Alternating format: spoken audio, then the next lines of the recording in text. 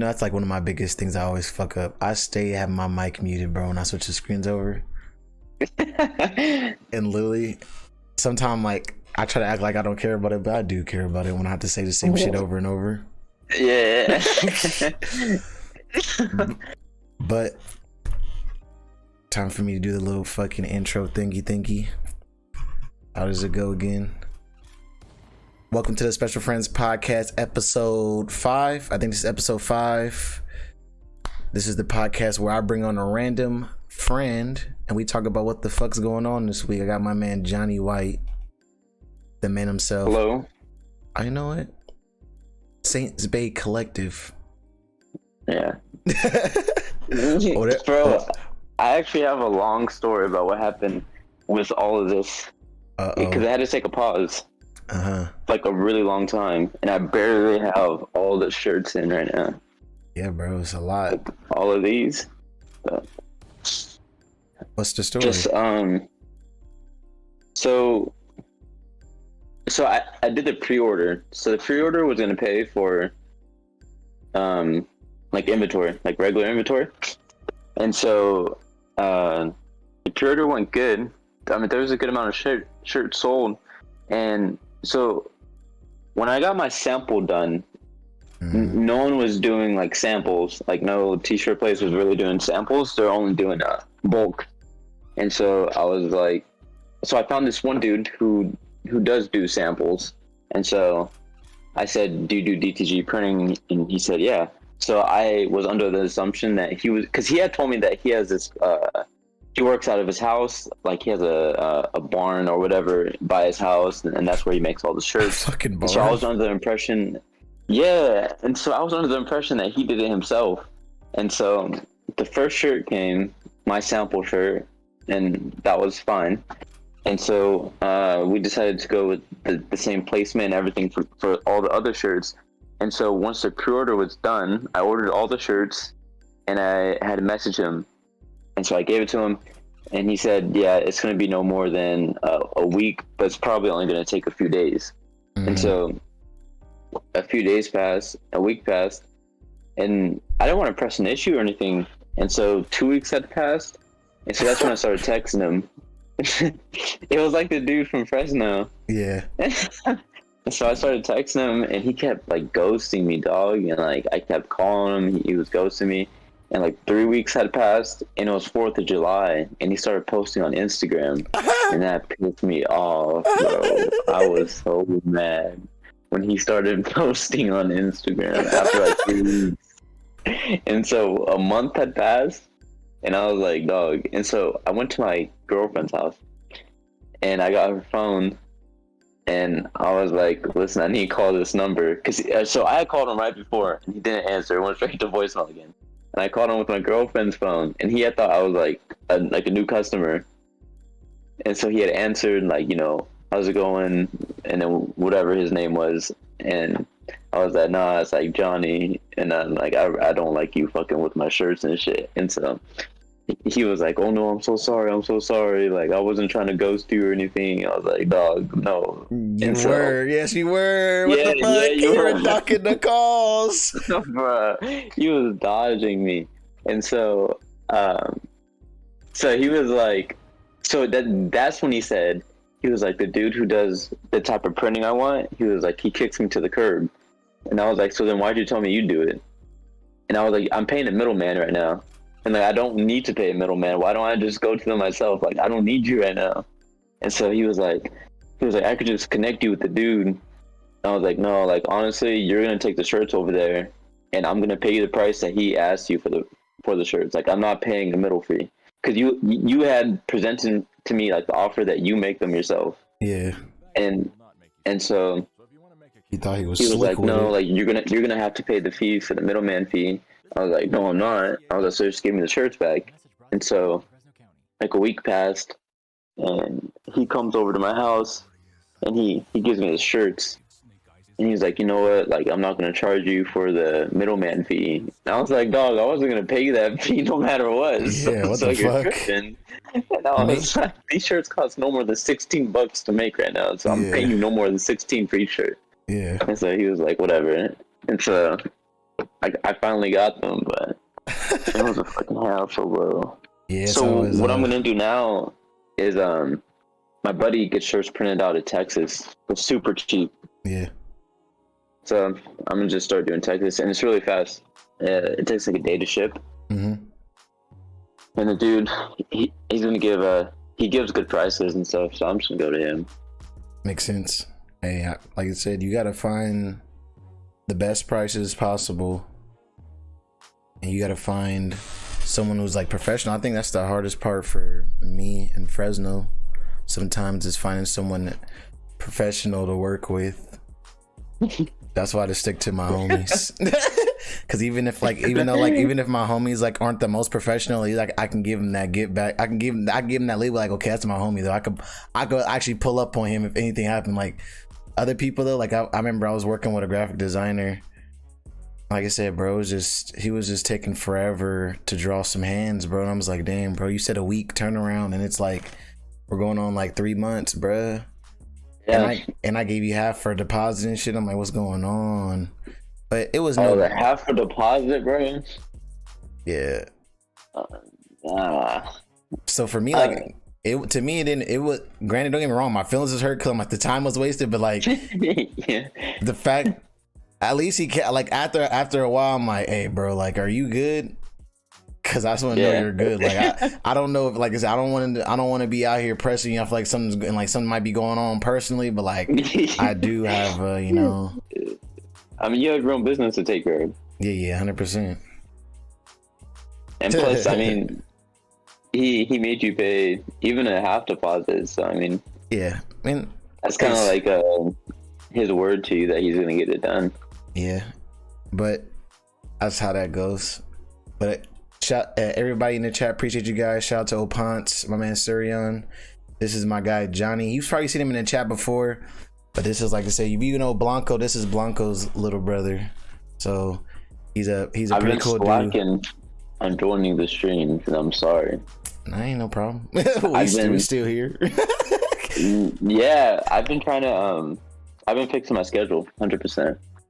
And so now I'm waking up on more of a consistent basis, going to sleep at a consistent basis. And so when I wake up like at 7, and I go to the gym at 7:30. That's what's up. And so that time, and then, bro, I've been trying to get my real estate license. That's the hardest part, probably. That school is fucking brutal. I be wanting to cry. It's horrible, bro. I told you, it's learning law. This is just like, yeah, it's sad. Not even a 30th of what I have to learn there.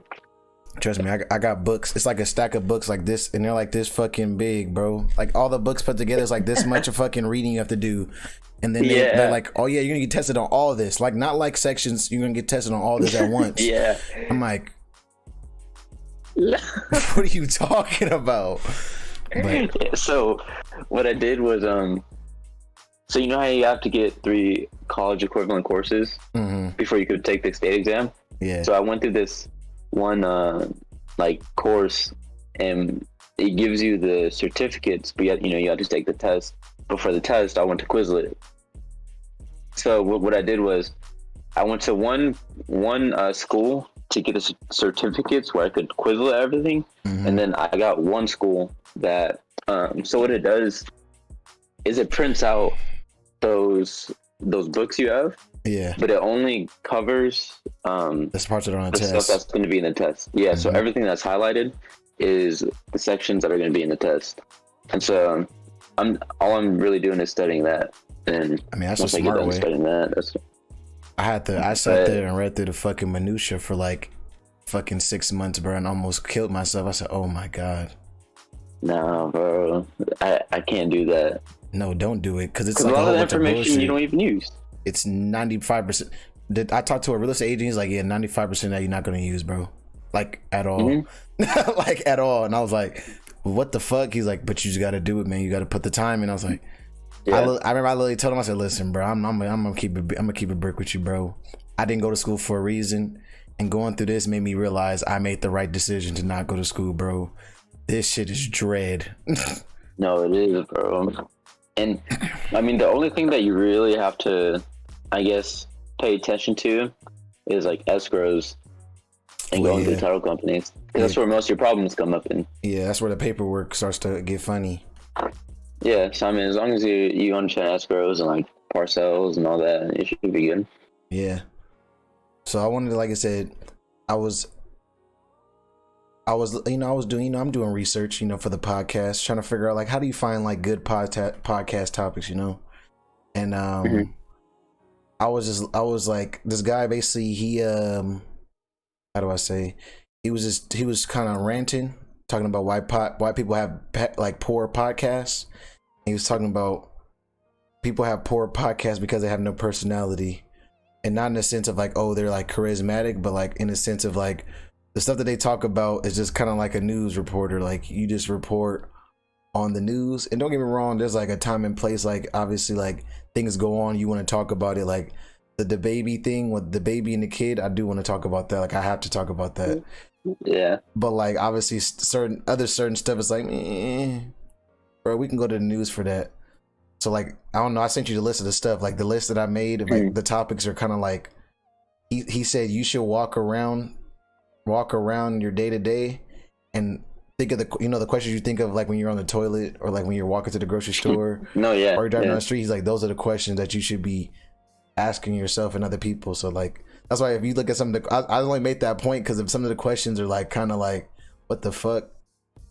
This is literally the shit I've been thinking about all week. Like, and like I said, we don't gotta touch on all of them, but that's cool. Just because like, even if you just watch something like the Joe Rogan podcast, like he just puts on people that have personalities in their own respective fields.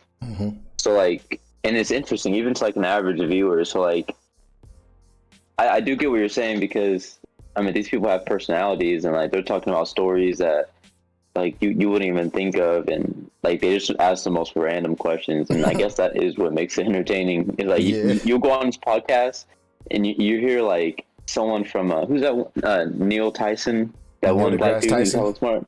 Yeah, and then you go from him to like some hillbilly he found on the street talking about like how he hitchhiked from here to Canada. And yeah. Well, before I get into any of the topics, though, I forgot to do this with D-Jax, and everybody in the chat, let me, remind me to ask D-Jax when he comes back, because D-Jax wants to come back for round 2 since his power cut out.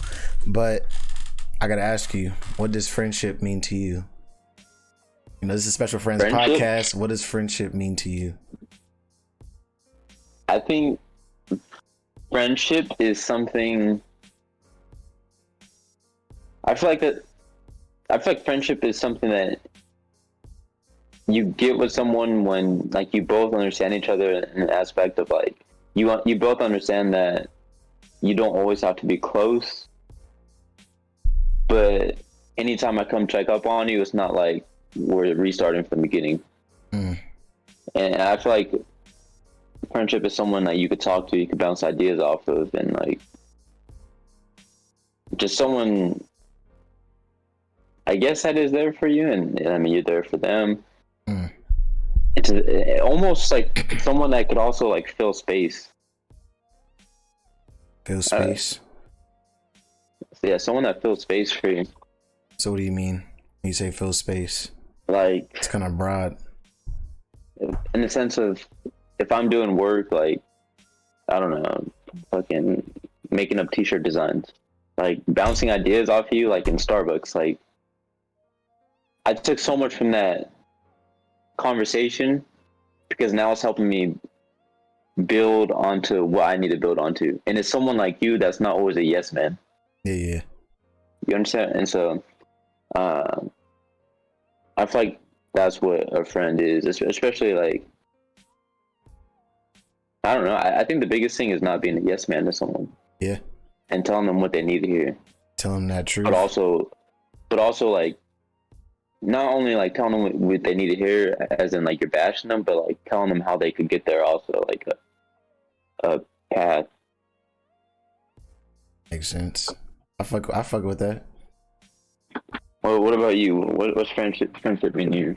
Oh shit. I mean, I've said it before. It's to me, it's pretty simple. I mean, I think my biggest thing is that same thing. I wouldn't say yes man, but a springboard for ideas, but also someone who's gonna tell me what I might be lacking in, and not be afraid of hurting my feelings, because I feel like, and I feel like because I want that, I also give that. So sometimes I'll have to tell somebody something, and granted, they might be mad at me, or they might have their feelings hurt because they feel like I might be bashing them, but it's like, I want you to do the same thing to me. If there's something that you see in me that's like, okay, like, granted, don't get me wrong, it's not an issue, but you know, this and that. Oh, bro, if you don't like, you know, listen, that girl, I get it, you like her, but like, you could be messing with someone like better than that, like, you know, stuff like that. Like, granted, yeah, obviously gonna hurt my feelings. Like, bro, that's my girl, bro. What are you talking? But like, at the end of the day, it's like, hey, bro, like, I would want you to do that. I want you to do that, so I'm gonna do the same thing for you. And then the other one is just loyalty, and not like loyalty in the sense of like I said, we made the joke. So yesterday we had a bunch of friends over. We're making burgers, and I asked him a question based on. So shout out to the Rory and Maul podcast, one of my favorite podcasts, other than the Joe Budden podcast. But they talked about they were talking about because Rory believes that cheating isn't like a automatically like breakupable offense, I guess you could say, even though I don't think breakupable is a word. But he was like, yeah, if a girl cheats, I feel like I can get past that, because I feel like there's things worse than cheating. And one of the jokes that Maul made was yeah, if she's sitting there eating dinner with the ops, and for those who don't know, ops means the opposition, like people that you don't like. And like, I asked the question last night, I was like, honestly, bro, I said, is like, if somebody you genuinely don't like, if your girl's sitting down having lunch and dinner with them, not saying in no seductive way, but just like on some friend stuff, I said, is that worse than her cheating? And me personally, I'm gonna say yeah. How do you feel about that? I think that would be because, all right, like, I'll give the example of I used to talk to this girl, and she knew I hated this dude. Like, I absolutely like did not like this kid. And once me and her stopped talking, she got with him. And so I think that like hurted me more seeing her with him than with any other dude. Yeah. And I feel like that would, like, I would still break up with someone if they cheated on me. Yeah. But I feel like that would hurt me a lot if she was sitting down with someone I did not like. Like I said, don't get me wrong. Like, I feel like obviously cheating is, especially the way you cheated, to me is like, okay. I feel like cheating, especially as I get older, and I'm, like I said, I'm getting old, man. As I'm only 24, but I feel like I'm getting old. It's like, as I get older, I realize sometimes it's just it's like, damn. But it's about how you went about it for me. But as far as like you said, sitting in with the ops, that for me is like, so example, like the guy you were talking about, the guy who was playing around with your shirts, like, what would you do if like, oh, I'm just gonna call my girl, and you're like, where are you at? She's like, oh yeah, remember the guy? Like, I'm sitting down, we went to fucking Panera, and we got some macaroni and cheese and stuff, and it's like, I'll be hurt. Yeah, exactly. So it's like, it's like, I know, granted, she didn't cheat, she's not cheating or nothing, like, she's telling you where she at, but it's like, no, you crossed me. I can't forgive this. I mean, would you? Or no, yeah. I'm not gonna say I would. Wait.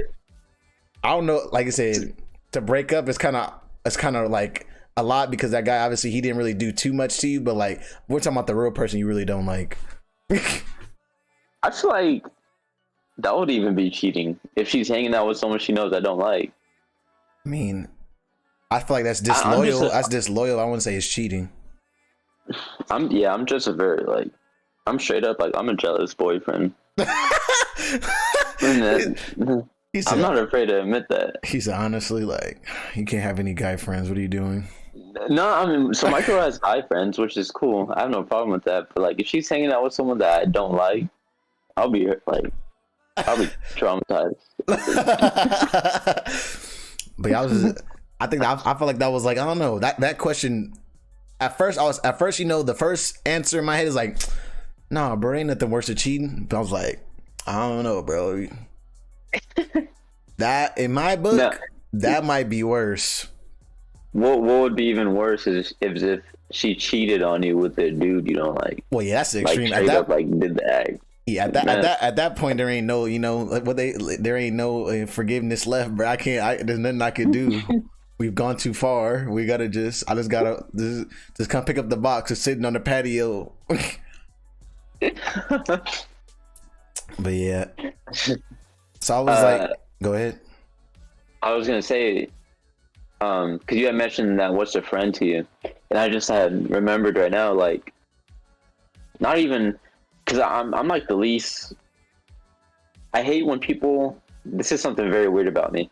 I hate when people show empathy for me, and I hate when people cheer me, in a sense of like I played baseball for a very long time, and I got to a level where, like,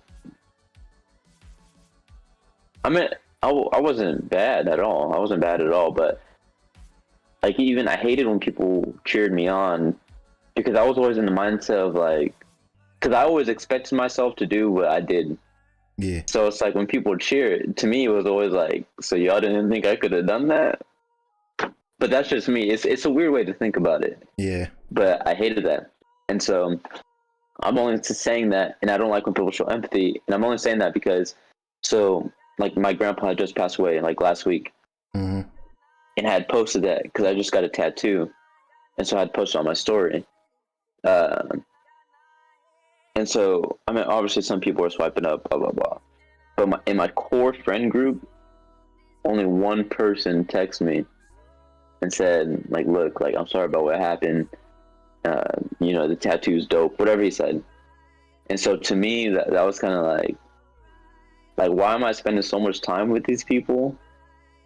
And he's the only one that did that. Yeah. And it's not like, there's that. He was the only one in the friend group to wish me happy birthday. Mm-hmm. And it's like, I don't bring this stuff up, but it's something like I'm starting to realize, like, because like, bro, like, I'm such like if I'm friends with you, then I'm friends with you. Like, I'm down to do whatever. Yeah, yeah. But to me, it was like, well, I'm spending all this time with people that could give one less shit about me. Yeah, and I mean, I 100% feel that. Like, don't get me wrong. Like, I would say this. It's kind of hard. When I say this, people look at me kind of funny because I come off as a social butterfly, and I do know a lot of people. But I tell the people all the time, I don't have a lot of friends, and they always go, "What are you talking about? Heck of people, blah blah blah." I'm like, but honestly, like I said, are those people who do know me?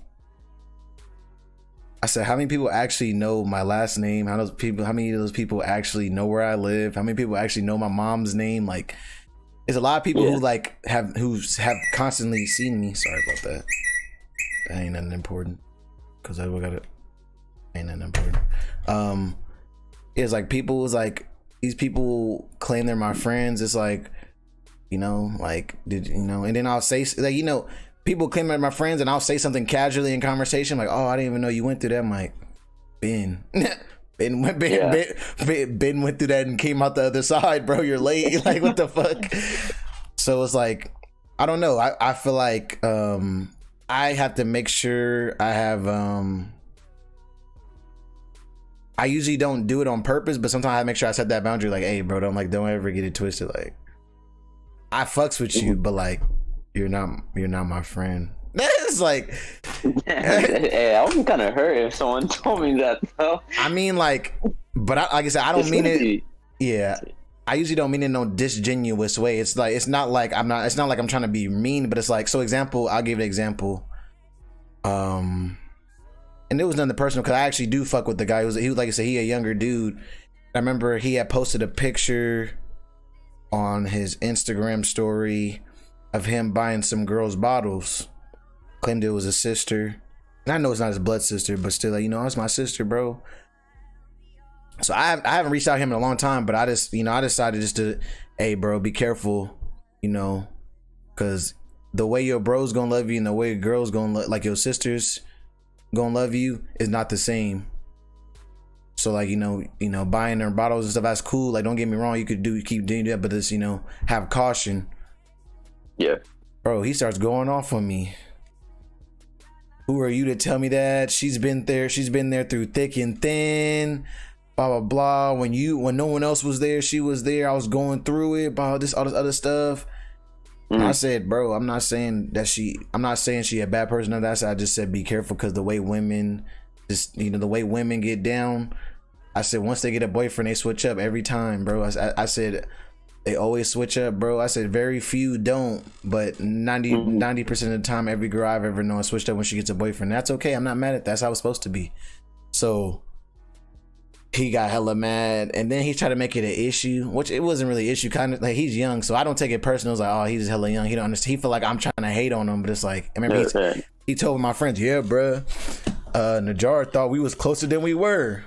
So I said, oh, I gotta make that. I called him. I said, no, I'm about to call this nigga. I'm about to call this nigga right now, because we were all sitting down like, I'm gonna call this nigga right now. I said, because I need to get to the bottom of this. So I said, what did I say? Yeah.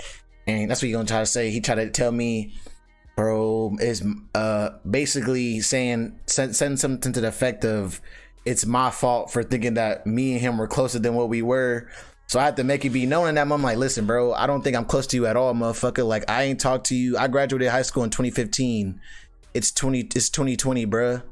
I haven't talked to you in like 5 years, and I had no obligation to talk to you in the last 5 years. Like, I'm not, like I said, so like, I don't think we're close at all. I was just trying to give you some fucking, some advice off GP, because you're a black man and I fuck with you, bro. Like I said, but you taking that shit hella good. And then, like I said, we cleared it up, whatever. This guy, like, I don't remember how long after that, but it was a time period after that conversation where I had to press him and like, bro, we're not even friends like that. He told me, he basically texted me and apologized because the girl ended up doing exactly what I told him. Yeah, bro, the girl did this and that. And I was like, so hold on, let me get this straight. Hold on. I told you, watch out. I try to give you, free advice. You can have that. Right. You get mad at me because it sounded like I'm downplaying your friend, and then she ended up doing exactly what I said she was gonna do. Now you wanna. And he was just like, yeah, bro, we should get together and link. And I'm like, every time okay, for anybody who doesn't live in California, that's everyone in California's favorite line. Yeah, bro, we should get together and link and do some, make something happen. And bro, don't nobody ever want to get nothing done, bro. Like, let's just be honest. Don't nobody want to get nothing done. They always want to link. Nah, no. That's the LA talk, bro. Yeah, bro, we should link. We can make, I got a project coming up. We can get it together. Now, I shouldn't be saying this right now, but the friend I was talking about earlier that gets the shirts done in Texas. Mm-hmm. So,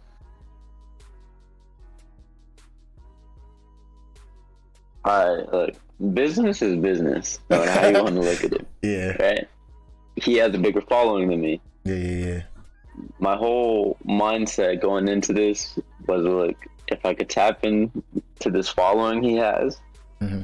and over time bring it over to me, why wouldn't I do that?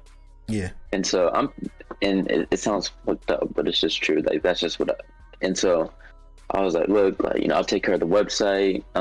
We'll get these videos done for the promos for each shirt drop. And they're like, yeah, cool. And I'm like, look, you guys ready for this day? They're like, nah, like, we got this and that. I'm like, look, you guys ready for this day? They're like, no, we got this and that.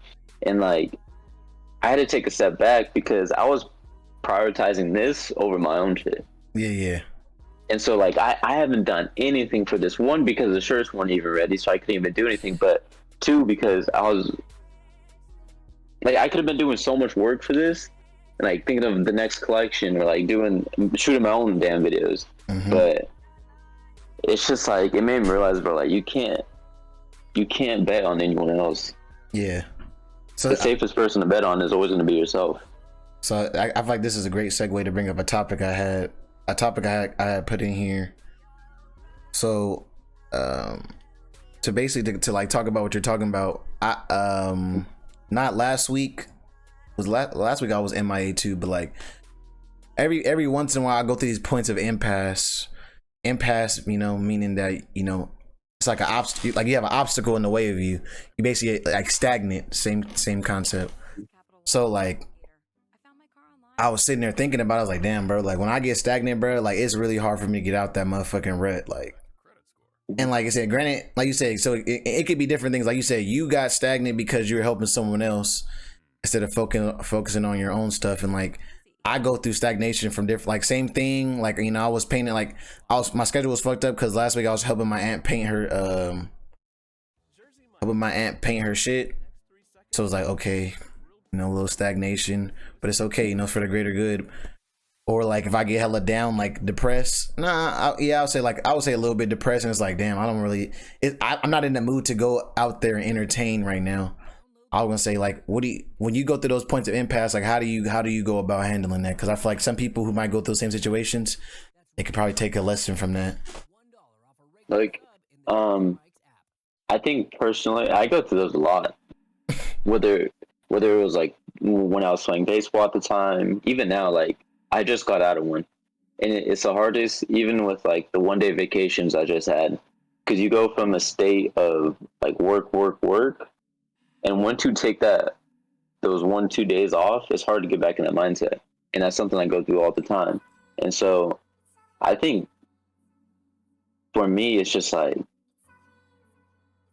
like I just see all these other people being successful, whether it's like, because now we're on social media. So like anytime we're on Instagram, TikTok, no matter where we're at, we're seeing people that are living the life that you want to live. Mm-hmm. And I think like the other day, like there was a week or two ago where the whole day I just laid in bed. Yeah. I didn't do anything the whole entire day, and I was just like what am I doing with my life? Like straight up, like what am I doing right now? Yeah. And I think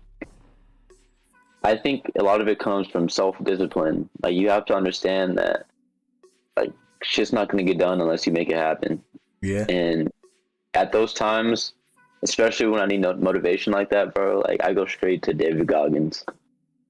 Like that's my number one guy. I go to David Goggins. I look up this one speech that I've listened to 100 times. I listen to his speech and Eric Thomas's speech. Okay. E.T. And yeah, and those just get me like all right, like quit being a bitch. Like let's go. Yeah. Like, you know, let's get some shit done. And that's why when I just told you I fixed my routine. So now I'm on a strict routine. Wake up at 7, go to the gym. Right after the gym, I need to start planning. I like to plan out the night before my goals for the next day. That's smart. And so right after I'm done from the gym, whether it's like I need to fix up a video I'm editing, I'll do some editing on the video. Then I'll do some real estate, and it's like just having things planned out helps you a lot because it makes sure like, because you feel like a piece of shit when you look at something that you wrote out and you didn't do it. Yeah. And you think about why you didn't do it, and there's no excuse for it. And a lot of it is just from this accountability. Mm-hmm.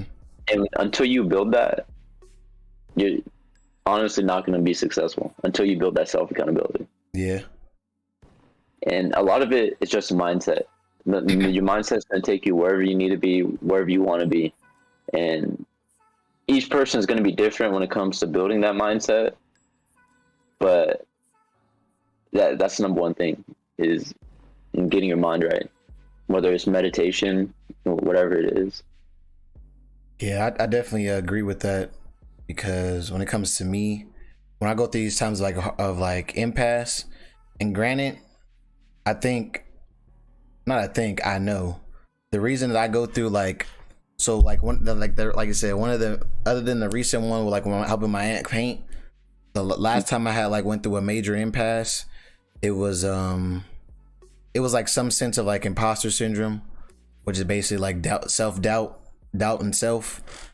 And so like for people who don't know, imposter syndrome is when you feel like you snuck into the club. That's the best way I can explain it. Like, have you ever, like, I don't know if anybody here has ever snuck into, like, you ever snuck into somewhere and like, you know, you're not supposed to be there, but you're like walking around like you're, like I said, like example, like I used to date a girl, I used to sneak into her mom's house and like walk to the bathroom and shit, like that feeling, like I'm walking to the bathroom, but like I know I'm not supposed to be here. Like why the fuck am I here? Mm-hmm. It's like that, but like in your success in a sense. So like example, like Grant, don't get me wrong, I'm not like widely popular on Twitch, but like the fact that I have some form of following and the fact that I even get subs still boggles me to this day, because I'm like, how the fuck did I get here? Like It's like, why are people giving me subs? I feel like I'm cheating the system. Like, bro, why are they subbing to me? I don't give them anything. But the biggest thing. So when I go through that, I basically I kind of get to a point where like I don't want to go on the screen because like I feel like now I gotta act, and that's once I feel like I gotta start acting, like, oh, I gotta act and give them, like, you know, oh, I gotta give them what they're looking for, when really it's like, bro, they're really coming for you and what uniqueness you bring to them and the different conversations and whatnot. So like, I guess the only way the true way I get past it is, one, you gotta have like that foundation, like that's like your friends, that's like the things that you like to do. Like when I'm going through like hard times, I just always go back to reading, bro. Like I think honestly, if it wasn't for reading, bro, I probably wouldn't even be here. Like I read the book Green Lights recently by Matthew McConaughey, and I'm rereading the book Man's Search for Meaning. Like going back to like these perennial books that I really fuck with, those help me a lot.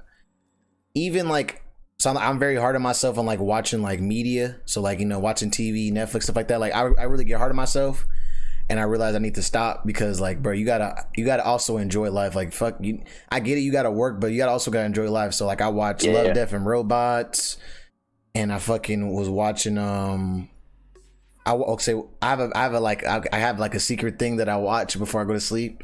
I watch fishing videos. So like, if you go to my feed, I have like a big ass like recommended section at night with all of like these fishing videos. Like this is guy, he spearfished a mahi the other day. Like I was watching that like off a jet ski. Why am I watching it? This is something I genuinely enjoy. Like people who like go out into the wilderness and like hunt animals. I don't know why, man. Something about my animals. No, that's cool. That's interesting. But it's like things like that. Like after like going back to stuff like that, I'm like, all right, I feel like I can tackle another like 3 months of whatever I got to do. like my battery's recharged, and I feel like, to give someone advice, if they ever feel like they're at an impasse where you're down and out, or you feel like you shouldn't be where you are, or you feel like you need to do more, first things first, do more. That's just that simple. Okay, you feel like you need to do this, then do it. It's that simple to me. But also find those things that help you get that balance, because you might be really out of balance. Like, bro, you're hella working. If you already, like, you got, this work comes like self-awareness too. If you know you're working hella hard and you feel like you're not working hard, that's like, you know, obviously that's a balance. You don't have balance. Like, bro, you gotta relax. When's the last time you like enjoyed yourself? I don't have time. It's like, how do you not have time, bro? Like, I get it, like you don't have time, but like there's 365 days in a year, bro, and you think they use all 365 days to fucking get where they need to be? Nah, some of those days you need to rest. Sometimes you just need to take a whole day to yourself and like, nah, I'm not. Like Djax, the guy I had on last time, he said his thing to do is how do you say it? He said he makes sure he has guaranteed days off, like guaranteed days that he does nothing, because that's what really helps him. Because if you're constantly running, he said he feels like he gets to a point where he don't want to do it no more. So not at all. Was, you know, different strokes for different folks. Some people are built to go to the long, to, you know, can run that run that long thing, but like I'm more of a long, I can go for months and then need like a week, and I can go months. But some people, they need micro vacations, you know what I'm saying? Like they can only do sprints. I can only go hard for a week, and then I need 2 days off, and I can go. That's why the weekends, I need to go hard for a week. I get my little, or I can go hard for 2 weeks, and I need like 2 days to myself, and I can go hard for 2 weeks. Is it whatever works? I'm not judging you as long as you get the job done, because all that matters is the end result at the end of the day.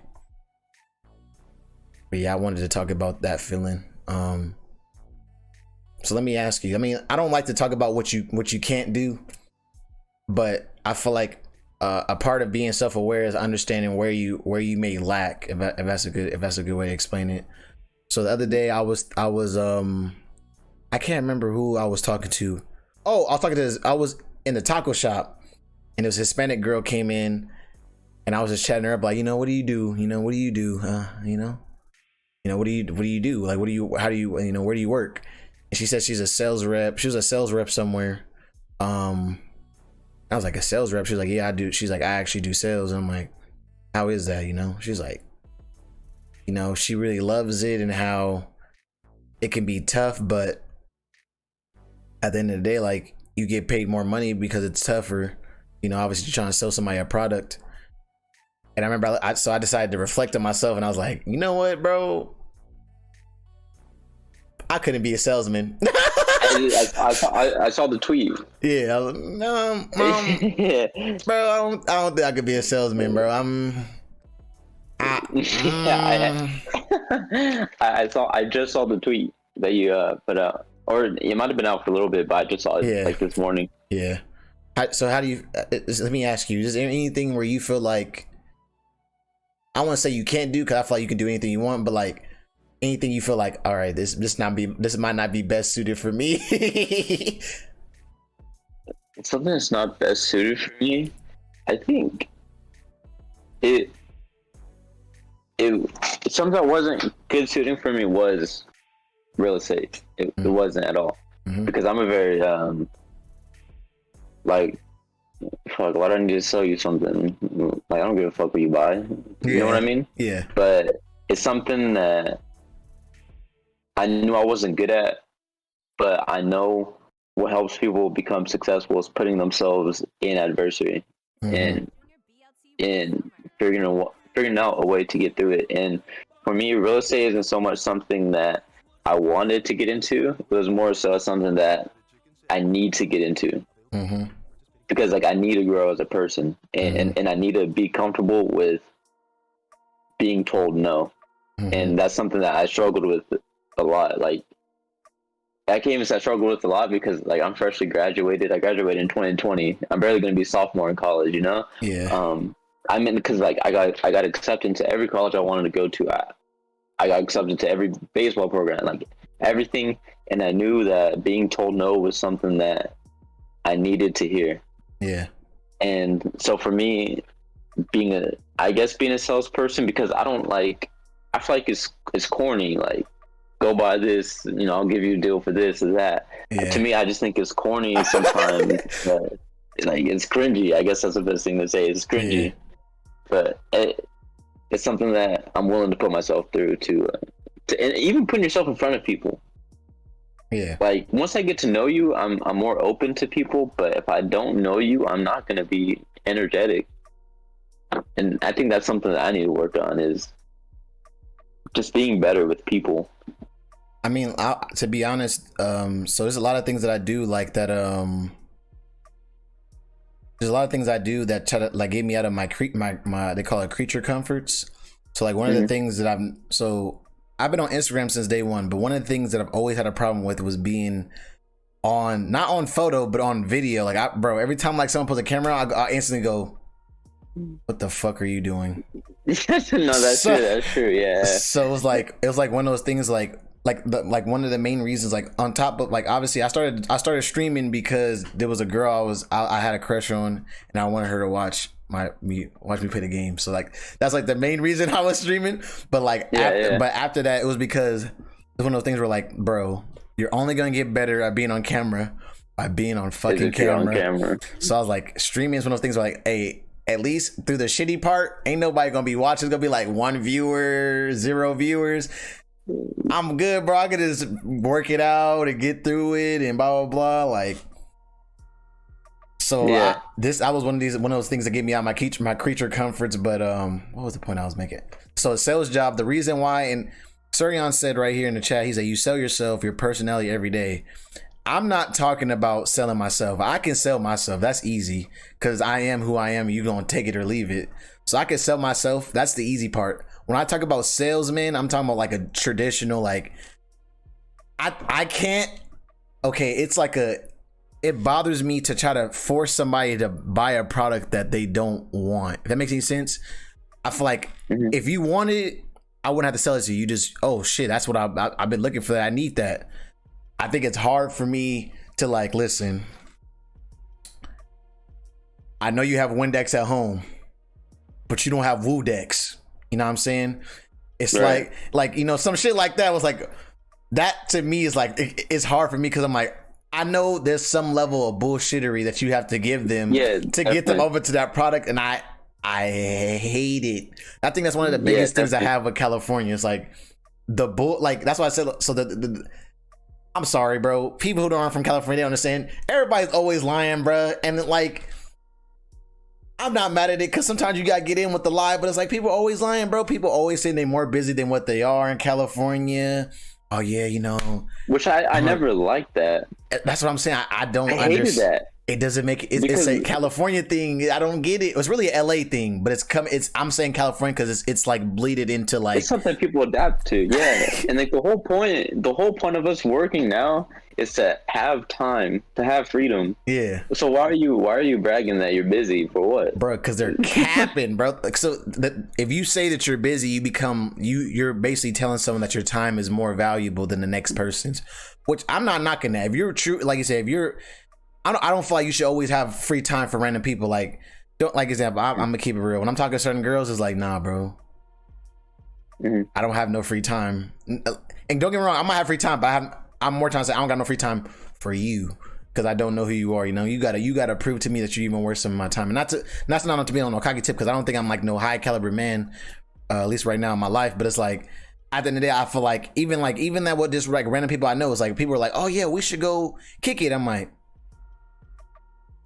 What are you gonna benefit? Like, what am I gonna get from this in a way? Yeah, and like, don't get me wrong, you shouldn't always. It shouldn't always be about benefit because sometimes I can give somebody something that they really need, and I'm okay with doing that. But like, yeah, you know when you go somewhere and someone see you in passing and like they see you actually done something. Hey, bro, I saw what you did. Like, yeah, bro, we got a link and like you said that whole we got a link and make something happen. It's like, bro, I'm hella busy. How are you busy? You're just hanging out with your friends. I said, yeah, I make time for the motherfuckers who make time for me. I don't know you. Right. I'm not gonna randomly plug you and I don't know you. Right. That don't make no sense. That don't make no sense. What the fuck? But like I said, in California, everybody's busy, bro. Like, you know how many times I've asked somebody to do something like, oh, bro, I'm hella busy, this and that, and then you get to know them, and you call them, and it's like they're sitting there on the fucking couch and shit, like. This man always tell me he hella busy, bro. Every time I call him though, he ain't doing shit. What the fuck was he busy doing the whole time? Yeah, this shit not adding up. But I think who said that in the comment about the selling yourself? I put it up on the screen. It was Surion. Sir, I think you sell yourself and your personality every day. He has a point of like, have you seen that video of that one black dude who sells a cleaner? Oh, he makes it really entertaining. That's my favorite guy. Yeah. So I feel like in some cases you do just because like I would much rather buy from him versus like some like solar dude that's just coming up like, hey, do you want solar on your house? Like it's really gonna benefit you. You know what I mean? Yeah. Like I'm gonna go with the dude selling the solar, but that's over like hopping on my roof or like something. So and it's I feel like with some stuff you do have to sell yourself. Yeah. And that sounds horrible. Why? I mean, that sounds absolutely to me like. Yeah, think about it. We're both about to start clothing brands, or you started yours. I'm gonna start mine in September. I have to sell this logo. Why? Like we talked about that before. Why are you gonna wear my logo over it? I think I just have a negative connotation with like selling yourself because like I like selling people, selling yourself, like selling. I don't know, like some people sell the soul, and it's just like I think I more so have a negative connotation with saying something that involves myself and selling it. Well, but I understand it's something that we have to do. Well, I would say this: you shouldn't sell yourself to someone who doesn't have value. That makes any sense? I wouldn't sell myself to the person who doesn't do anything. That's why like I talk. This is like this is something that I feel like people have a really bad habit of. They're always trying to prove themselves to everybody, bro. And that's proving yourself is also selling yourself. You don't have to prove yourself to nobody, bro. Like, and like you said, so example, you trying to prove yourself to the guy who has the connects in Texas. That makes sense because any value you can give him, you know that value can be reciprocated because he has that power. But now me going to that guy that I met on the street that I have no idea, like, I'm trying to, oh yeah, bro, I'm starting a clothing brand and I got a podcast but tell him all that stuff. I'm selling myself to him, but for what? Because he's not gonna do. If anything, he's gonna become a parasite because he might not have shit, But now he knows everything that I got. He's like, oh, I'm just trying to get a little bit. He's not gonna try to help me. He wants it for free. Yeah, bro, let me come on. Doesn't add anything to the conversation. Just it's one of them things where it's like, I get it. Selling yourself, you shouldn't sell yourself to everybody. But if I notice, if I understand that man has more value than me, and that's where you gotta also like look at yourself like, okay, this guy, I am who I am, and I feel like I'm gonna be where I'm gonna be. But I understand this guy has a higher moral high ground than me. He could teach me something either through values. He could teach me something as like actual skills. He can, he might even give me money or something. Like he could be an investor. I understand I have to sell myself to him. Why does he want to help me? Because to him, he's like, I don't want to help anybody, really. I'm good. I don't have to help anybody. But it's like, why should I? That's when you got to sell yourself like, listen, man, like, it's when you got to, like I said, I won't say the bullshit. That's when you got to, tell him what you about. Like, listen, my dad, my brother, this is that, my family, the way I grew up, this is the situation. I want to make change, not only for myself, but for other people, and blah, blah, blah, the reason that people do certain things. So I feel like that part of selling myself isn't the hard part, but selling a product, bro, will always throw me. Cause like, bro, I can't bullshit. I don't want to bullshit somebody. Like, yeah, this is like, you selling, like, I have the same products as Windex in this bottle. Why am I trying to sell you Wudex? And it's really just trying, cause I want the money. That's what it really is. And I think that's what fucks me up. Like, listen, I know you've been used to Windex, but Windex is not, Wudex will treat you better. We respect our customers. We actually take customer input in, Windex is blue, Wudex is skyline green, whatever, like some bullshit, like whatever ploy to get them to come over to, like, your favorite color is red. Well, we'll make it any color you want. We'll make it the color that you want the Wudex to be, like some. Like, granted, you're not getting nothing other than like some, to me that just blows my mind. I don't know. I don't know. I don't know why that blows my mind, but it has me weak. But so I did want to talk about some of the topics that happened this week, because I don't want to. Okay. I know we could talk forever, but so I want to talk about. Did you see the video with the baby and the little kids? Yeah. So those kids deserved it 100%. So I'm to give everybody context. The baby, basically, he's known for, like, if kids are selling something, he'll just buy the whole box from him. It's no problem. He actually give them more money than what it's worth. This kind of support. So he pulls up on these kids, and you watch the video, he has a big ass wad of money in his hands. He asked the kids how much.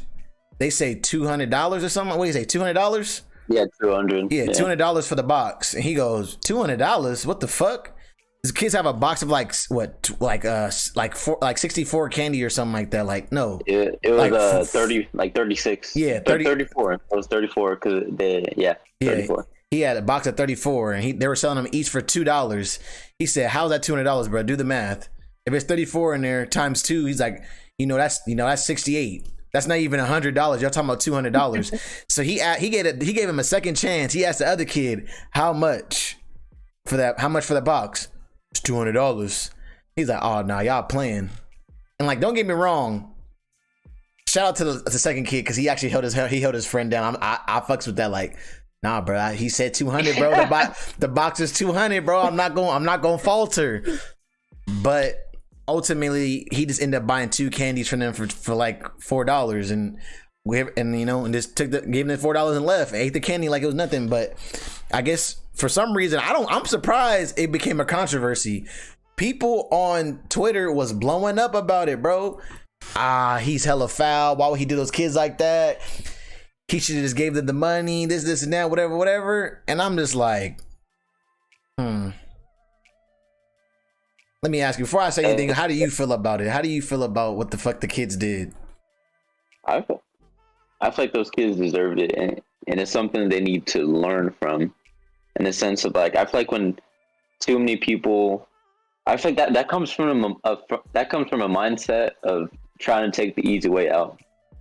Like I have this product, I ran into this celebrity. Like, now I know they have money. Now's my chance to, like, upcharge them, because I know they have money. I know they're gonna pay for it, and I feel like that's just a wrong mindset to have with any brand, with any company. Like, not even, it's more than just treat every customer the same. It's like you have to hold yourself to your own moral respect. Mm-hmm. And if they want to support you even more, then they're gonna do that. But you should never try to force support out of someone. Yeah. And or like even try to, like, you're trying to finesse the baby, dog. Like, Yeah. like he has the money. Like I don't feel like he was willing to give you the money. You just you fucking didn't even think, bro. Like, your first instinct was to finesse him, and I think that's the part that bothers me. Is like, your first instinct when you saw the baby. This is, if anything, this was your opportunity to get put on in any kind of way or fashion. Definitely. How much for this box? Yo, dumbass said $200. So you fucked over a relationship with the baby for $200. That's the way I see it. Exactly. You fucked over an opportunity for $200. Was that $200 worth it? No, because you didn't even get the $200 fucking dollars, bro. Yeah. You got $400 and your feelings like hurt. It's like that book, The Go-Giver. Have you read that? I haven't read it yet. So I think I explained this to you one time in Barnes and Noble. Yeah. So basically, what it is if you're doing good, in a sense of, like, you know, you're doing your work, you're staying positive, then good things are going to come to you. Mm-hmm.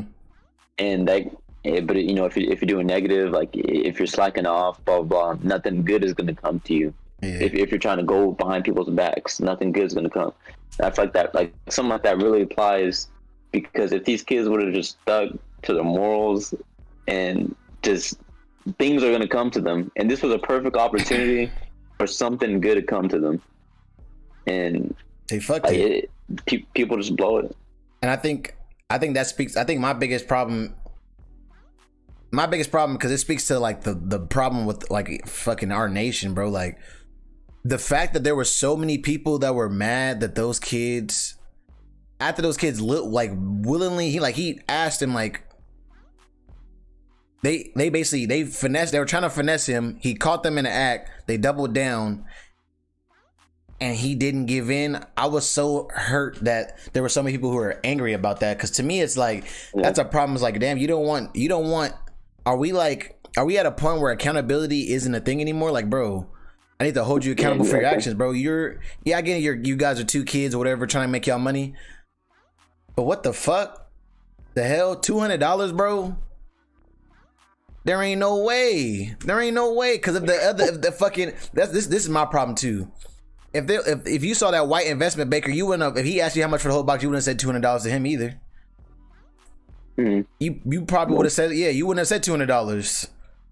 So it's like, no, you saw the baby and you're like, oh, this man has so much money, like, you know, he don't care about the price. It's like, no, it's not. It's the principle. It's not about the price. Obviously, the baby can give you fucking $200 easy, not miss it, and not even wonder where it's at. But, like, it's the principle. Y'all needed to be taught a lesson.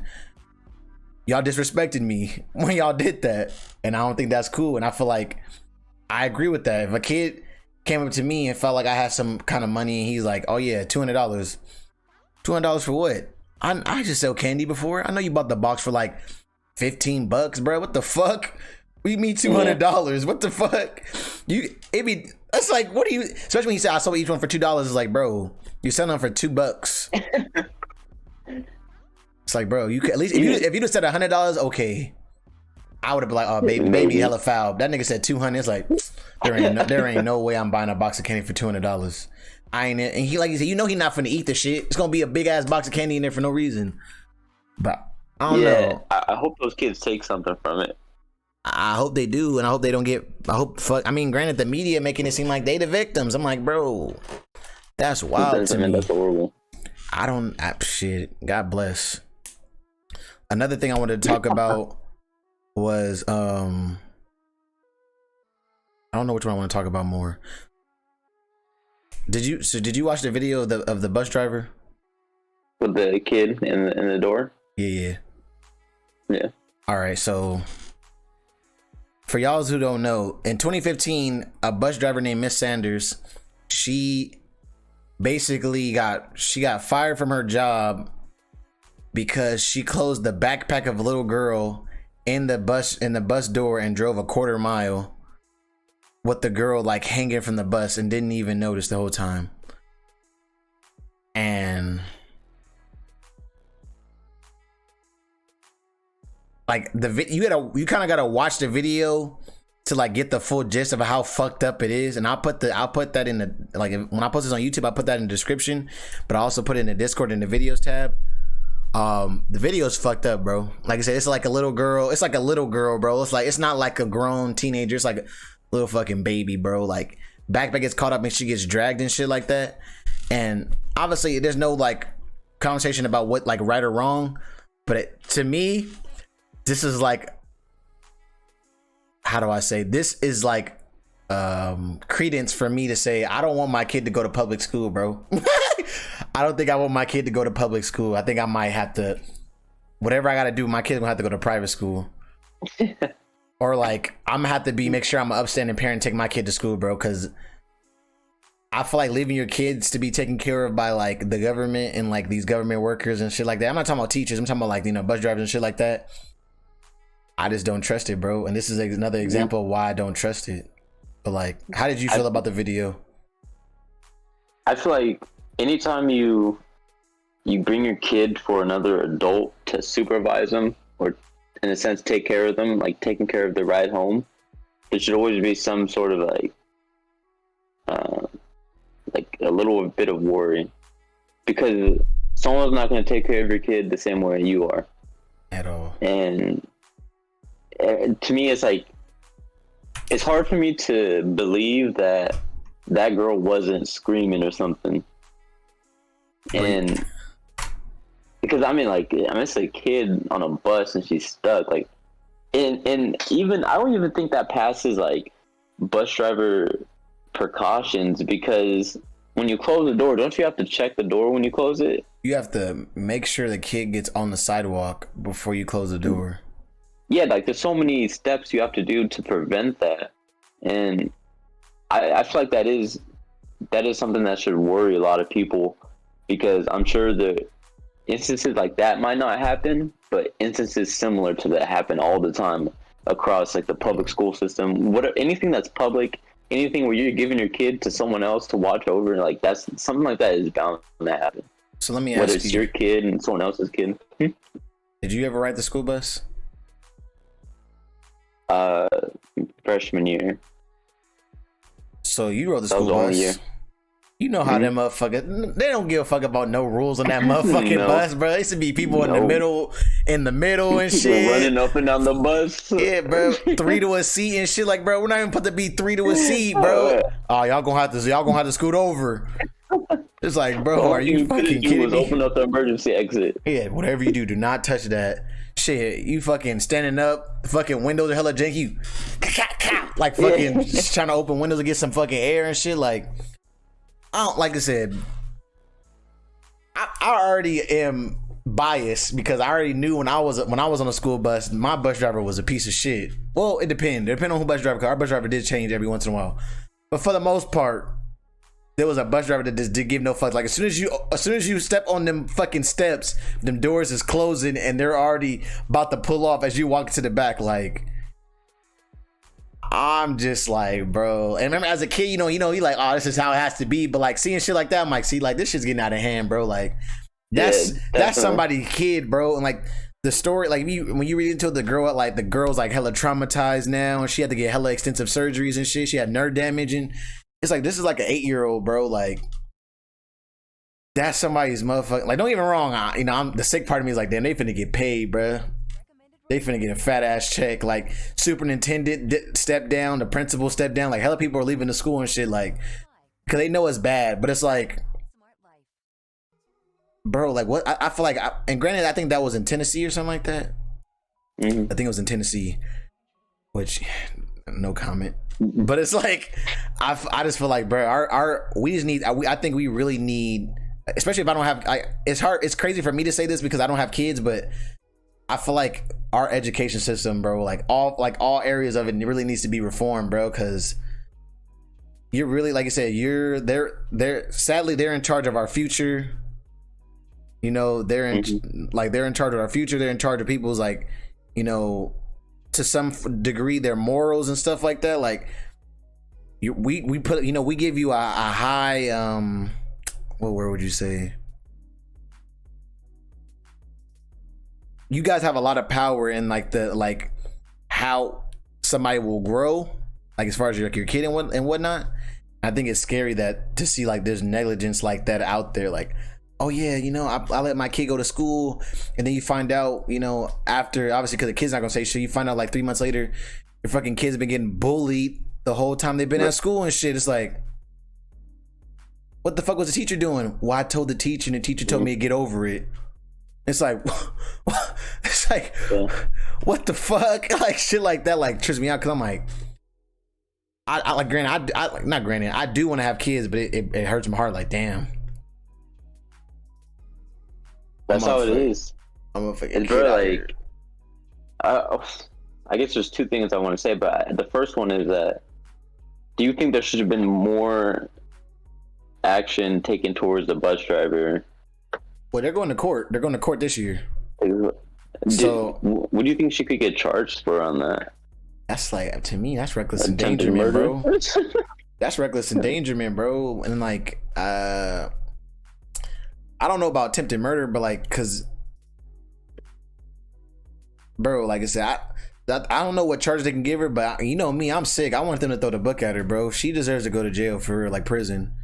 No, and like, definitely. Granted, I get it, and it sucks for me to say that because she obviously didn't mean it. You could tell, like, even when she found out the girl was in there, she like hella jumped out and like stopped and like checked on her. But it's the point of the people, you know what I'm saying? It's the point of the people in the future, you know what I'm saying? Like, we gotta make sure y'all know this shit ain't, we ain't standing for this shit, bro. Lighted Wolfie, appreciate you for the follow. We gotta make sure that you don't fucking, no one does this shit again. Like, we need to prove like this is a serious matter. And I think that's that, like, I don't know. It sucks that it has to be that way, but you also should have been paying attention. Why the fuck were you not paying attention that much that you closed the door on a little girl's backpack and then drug her a quarter mile, and you only knew that the girl was getting drugged because cars started honking at you? Yeah. And she wasn't even like, she didn't look over at first when the car started honking. She looked over there multiple times, like tell a kid something. Yeah. Like, so she was like telling the kids calm down or something, and she was looking over there. And it's fucking kids standing up or whoever, even the person standing up right there, like, you didn't see the motherfucker caught in the door? Yeah, exactly. So what was the second thing you were gonna say? You said you had two things you wanted to say. Oh yeah, I was gonna say that, like, this stuff like this happens, like, cause you had brought up the point of, like, you know, kids get bullied every day, and a lot of this happens in public school systems, even private school systems. No, yeah, 100%. Just anytime you're out in public, this stuff is gonna happen. And even, I know one of the main reasons why I stopped playing was because I had fought this one kid, and he was a minor, and he was on the team, and he kept calling me the N-word, like, just the whole season, like, just not even the N-word, just like jokes, like, just, he would make jokes, like, really, like, over the line jokes. Yeah. Like, whether it was related to cotton, whatever it was, he would make it. Mm-hmm. And so I had always been, so I grew up in a white area. Mm-hmm. I was the only black kid going to elementary school. Yeah. So I always accepted kids looking at me different because I'm black or making these jokes, because this was what was normal to me. Yeah. And no one else is standing up for me. So it's like, all right, like, whatever, I'll take it. Yeah. And this happened in elementary, middle school, because I'm not going to fight everyone that does this, makes this kind of joke. But this kid kept saying it, and it really made me like, dude, like, I don't want my kid going through this, because I would be playing, and one of my teammates will call me in the dugout. And, you know, I mean, we'll go at each other, because we were friends, and we'll go at it like, oh, you know, you suck, you can't do this, whatever, making jokes. And they'll cross the line and say, like, oh, shut up, you know, you dirty, whatever it was. Yeah. And the coach would be right there. I kid you not, the coach would be right there and just laugh at it, like, chuckle at it. Exactly. I would see a smile on his face. And, like, it's just, That's what I'm saying. Like to me, it's just like, dude, like I don't ever want people to be looking after my kids the way people look after their kids now. Like I don't feel comfortable putting my kid into a public school system. Yeah. And that's why I said like, so like, I granted, like, don't get me wrong. Obviously, private schools aren't the true answer, but at least you know if I'm paying this motherfucking money, you better be making sure my motherfucking kid is safe and taken care of. Like, you know what I'm saying? Like, because at that point, you're opening yourself up to a lot of problems. Like I said, think about like San Joaquin Memorial. Don't get me wrong. I'm pretty sure there's racism there and stuff like that, whatever. But like, my cousin went to San Joaquin Memorial. He's like, by the end of the day, like, obviously there's always going to be like some form of like, you know, people who are like, will have their own prejudices and whatnot. But he's like, at the end of the day, they realize that our job is to make sure he gets what he needs to succeed, and we're gonna do that, and we're gonna make sure no one fucking steps on that. So like, if a kid's fucking with him, it's like, well, we're not gonna stand for that, because you not only are you fucking up the money, but also, like I said, you know, that's why you pay a school. You know, when you do private school, you actually gotta sit down with the people who like run the school, and you actually meet them and meet the teachers. Public school, you don't do that shit. You get the fuck, what's that shit they call at the beginning of the year? What's that shit called when you go to all them classes at the beginning of the year to meet all the teachers, and you fucking meet them for like 37 seconds? Open house? Yeah. You got the fucking weak ass open house. That shit don't do nothing, bro. My mom met all the teachers, bro. And when I tell them what the teachers used to do to me, there's no way, she was so nice. I said, man, she was nice for 37 seconds, bro. Like, she be fucking picking on me in class and shit, bro. Like, I remember I think. Go ahead. No, go ahead. No, I was just saying, I remember at Bullard, a quick time, I was at Bullard, bro, and it was this teacher. We came in from lunch. You know how it covers from lunch. Everybody's hella chatty because we just came back from lunch. I come down, and as I'm sitting down, I'm just talking as I'm getting stuff in my backpack. Fucking teacher out of nowhere. Najara, that's enough. Huh. What the fuck? What are you talking about? Calls the principal to come. No, calls the CA to come get me and send me to the office. I'm like, man, I don't give a fuck, man. Take me to the office. I don't give a fuck. I'm going to the office. Granted, it's like me and a couple other kids. Literally, like I said, this is where shout out to my, you know, credibility. I actually used to talk to my principal and stuff like that because I actually fucked with him. The principal saw me in the office. He said, "What the fuck you doing here?" I said, "Teacher was just being dumb." He said, "Oh no, everybody's going back to class. I gotta see what the hell's going on." I remember we went back to class, and I walked back in hella cheesy, and I'm like. She's like, yeah, you thought you had me, huh? Uh-huh. But the point I'm trying to make is that, granted, like, don't get me wrong, teachers are humans and shit, but like, they be taking out their own personal shit on the kids and shit, like, and it's like, bruh, you try to make me come out, you trying to make me seem like I'm the bad kid, but really, I don't know what her problem was that day. I get it, she was upset with everybody, but it's like, your job is to, you know, remove your emotions and teach me and on the jar, you know, whatever. That could have been a teachable lesson or something. Instead of you try to make an example out of me, and it backfired because you became an example at that point and shit like that. But what were you saying? Oh, I was gonna say that I don't think a lot of people might. I don't know how this might be like a controversial opinion. I don't know what it's gonna be, but. I feel like a certain degree of putting my kids through public school, or even just like somewhere where it's not going to be all we're going to take care of you, is good. Because I would hate as a parent to overprotect my child. So when I finally can't take care of them, all of this is new. Like people, they're finally being open to people really being prejudiced towards them for whatever the reason may be. So for me at least, I do feel it's good to have my kid go through like the same amount of hardships I went through, whether it was racially, just because you don't like the kid, just because the kid doesn't like you. And I feel like some of it is good in a sense, because I would never want to overprotect my child. And I'm glad my parents didn't overprotect me from anything. I will say this. I agree with you. I feel like when it comes to the foundational point, though, I can't risk my child being mentally fucked up from that. Yeah, definitely. So there's always going to be a risk to anything. Yeah, like so, like I'm talking about like the early, like I'm talking about like the stages between like 5 and like 10. You know, when they're really like they're like I said, the foundational, like where they're like, you know, they don't even know, they don't really understand anything about the world, so anything they're gonna get, they're gonna absorb. I don't want my kid to go through no racial shit at that time, because that really might fuck their whole world up. I think, like I said, now you're talking about like middle school and high school. If they want to go to public middle school and high school, that's fine, because you're gonna have to go through this anyway. You're gonna have to go to life at one point. But like, as far as like those like main, like, you know, those main like fundamental years, me personally, I don't want to take that risk, because not only you gotta think about it, it don't really be like straight up like, so example, I was always told that I was an unruly kid. He don't know how to sit down, stuff like that, whatever. But then the other kid who's a little bit lighter complected, he has ADHD. No, he has ADHD, it's different. He has ADHD, no, he has a condition. But me, he's just unruly, he's hard-headed, he doesn't want to sit down. But it's like, bro, then I found out I also have ADHD. I'm like, well, what the fuck?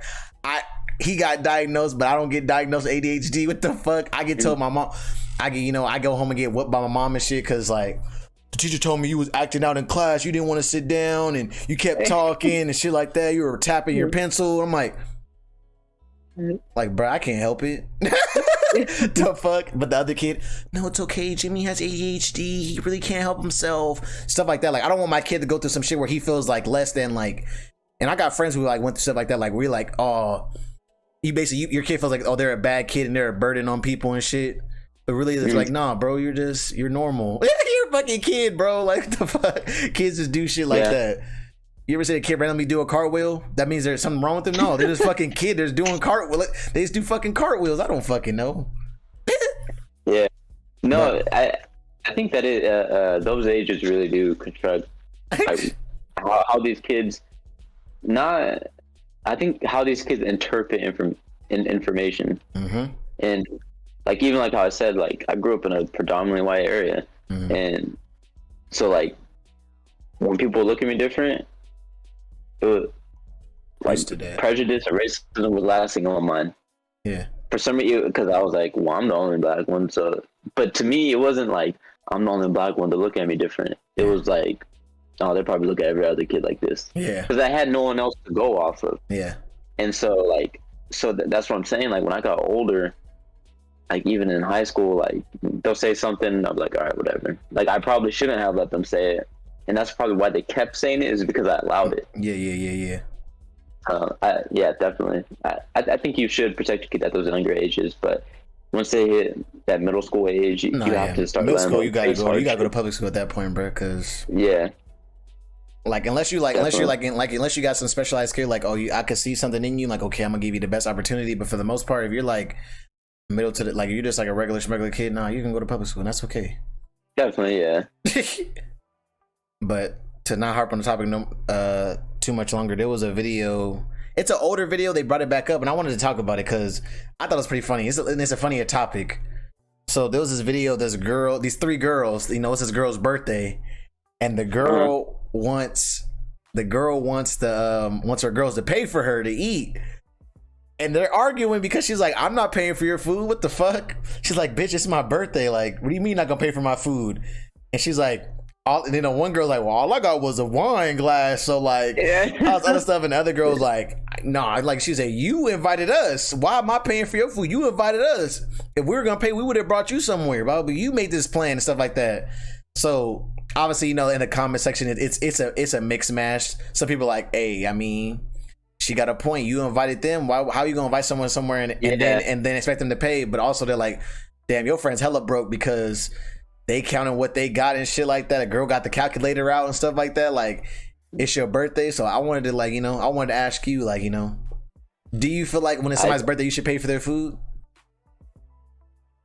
I think when it's someone's birthday and you have the financial, and you're okay financially to pay for someone's meal, like everyone's a meal, all right, that's cool. Like, you know, you could pay for it. But I feel like if you invite me somewhere, and then, like, because if you're inviting me to a birthday dinner, I've never gone to a birthday dinner that I've been invited to in the mindset of I'm gonna have to pay for this, Well, at least I'm gonna have to pay for my own stuff. Well, that makes sense. Yeah, like okay, like cool. I'm gonna have to pay for my own stuff up here. But yeah, I've never been invited to one. Any of my friends, and they're like, yeah, so you got the bill. Yeah. And I'm like, wait, hold on, wait a minute.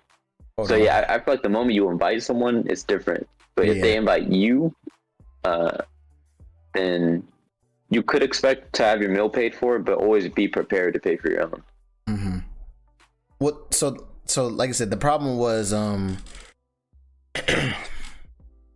do you say? I think they shouldn't have paid for a meal. I don't think they should have. Yeah. So I'll say it like this, because I believe it's twofold. Don't get me wrong, them bitches is hella broke, because y'all hella arguing about a check, bro. Like, get real. There's more to life than fucking a check. But I'll say this. On one hand, I feel like I don't have a problem with them paying for the meal because it was multiple friends. So y'all just splitting one person check amongst y'all. Y'all could have, even if it was $50, it's for y'all. It's only 20. That's only like, it's like, what is that? I don't know. What's 25 divided by 4? I don't fucking know. Whatever that is. Divided by 4? Yeah, it's like, it's whatever the fucking weak ass meal is divided by 4 people. It's not gonna be that much more burden on you. You know what I'm saying? Exactly. But I will say this. It depends on the place that we went to. You know what I'm saying? Like, if you're like, oh, we're having a birthday dinner and we're going like, I don't know, fucking BJ's. Okay, if I got, like I said, if I got the money, yeah, we're gonna take care of her. Don't worry about it. We're gonna take care of her. It's her birthday. Now, if you invite us and you tell me you trying to go to Ruth Chris, nigga, I'm not paying for your meal, because you trying to cut. We ain't never win the Ruth Chris. Why you want to go to Ruth Chris for your birthday all of a sudden, and then you get mad that we don't want to pay for your meal? That's it depends on the lines drawn and stuff like that. Especially like if you invited me. Now it's different if we're like, oh, it's your birthday, we gonna take you to Ruth Chris. That's different. We made the plan. Yeah. So I can't invite her on her birthday somewhere and not pay for it, because I think that's fucked up. Like, I invited you, and I'm like, nah, I'm not finna pay for you though. What the fuck? You should never came if you didn't have no money. Like, nah. I mean, I invited you for your birthday, but I don't know. Like I said, I've always paid for people. For the most part, I pay for people's birthday, but then I'm also the instigator. Like, or like, so even if somebody's like, yeah, bro, what we doing for my birthday? You right. Let's go. Where you want to go? If I go like, where you want to go, and we go there, I'm gonna pay for your shit, bro. Like, there's no question. So, shit like that. I don't know. I thought it was funny. I think it's only funny because they're hella arguing. I've never been in a situation where I feel like I've had to argue with somebody about something like that. You know what I'm saying? Like, yeah. What the fuck? Like, all I had was a glass of wine. So. And granted, I ain't gonna front. That was a good point. Why I look like? Yeah, no, because I would be kind of if she did take them like somewhere expensive, I would be kind of like in my feelings. If all I got was a glass of wine, now I gotta pay like $50 to split a bill. Yeah, my wine was $13, but now it's like an extra $13 because I had to split the check with you. It's like, yeah, the fuck? You don't know my financial situation. But I feel like it really comes down to who invited who, and to where. Yeah. What about teppanyaki? If you get invited to teppanyaki, are you taking care of your friends? They invited me. Yeah, they're like, oh, we're all going to teppanyaki tonight. Welcome to come. Oh hell no! If they worded like that, what the fuck? I'm not paying for shit. You just invited me like, oh, we're going. If you want to come, you could come. Yeah. But if you come, you're gonna pay for our bill. Yeah. Like, what? Nah. So on this topic, to segue into something else, there is something going on where people are obsessed with like people paying for their shit. So like, I had a friend who has a wedding coming up. He told all the people coming to the wedding, I need $30,000 for my honeymoon. Not from each person, obviously, but like there's like 20 people, whatever, like that. But I'm like, no, I noticed people getting greedy for money too. I'm like, what the fuck? You want $30,000 for your fucking? Yeah. No, was it 30,000?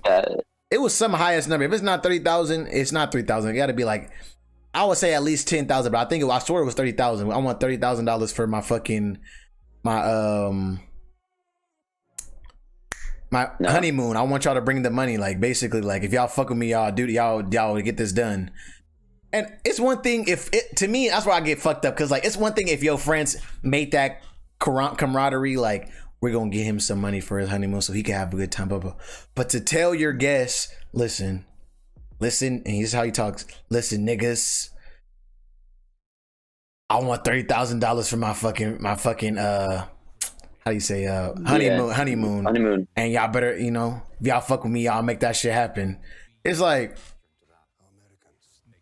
granted, I'm glad I'm not his friend, bro. Cause I said, I don't know, bro. That's a lot of motherfucking money. What the fuck you finna do with that $30,000, bro? Like, I don't got time for give you $30,000, bro, and you finna go to motherfucking Cancun and shit. Like, oh nah, nigga. Like, hell no. You finna pocket this money? Hell no. Yeah. The fuck. But like, I feel like a lot. What you say?